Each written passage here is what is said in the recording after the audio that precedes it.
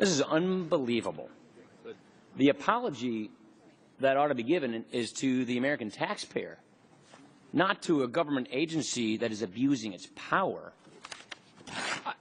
I am sitting here listening to this testimony. I don't believe it. That's your problem. Nobody believes you.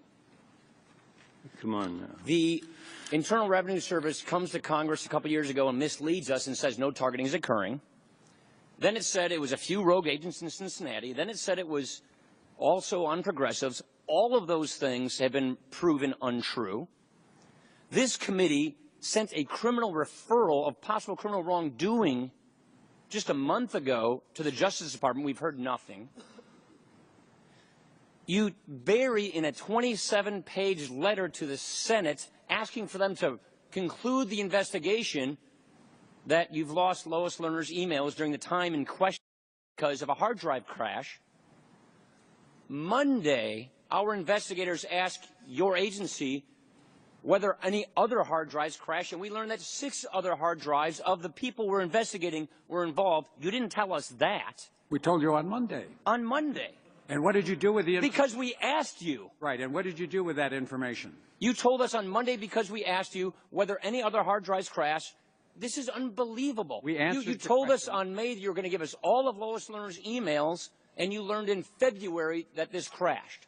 I did not learn in February it was a crash, and we told you on Monday. I'm not asking you a question. I'm just making a statement. My apologies. You are the Internal Revenue Service.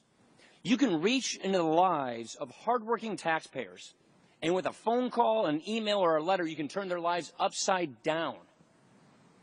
You ask taxpayers to hang on to 7 years of their personal tax information in case they're ever audited, and you can't keep 6 months' worth of employee emails?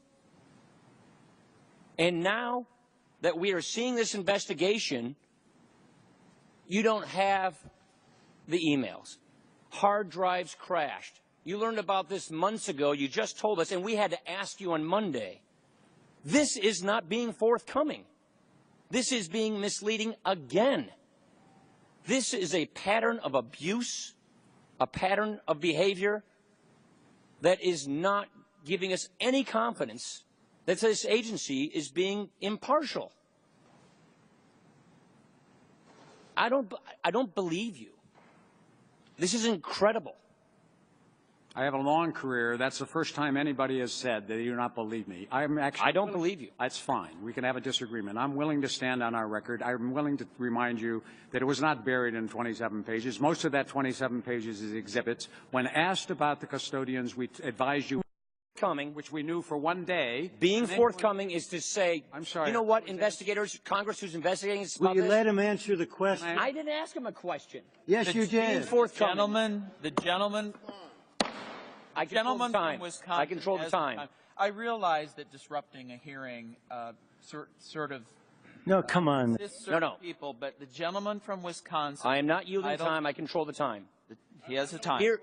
Here's what being forthcoming is. Regular order. If we are investigating criminal wrongdoing, targeting of people based on their political beliefs, and the emails in question are lost because of a hard drive crash that is apparently unrecoverable, which a lot of IT professionals would question, and you don't tell us about it until we ask you about it, that is not being forthcoming. And that's true. I yield back the balance of my time. That's not true. The gentleman yields back. The gentleman has yielded back his time. Thank you.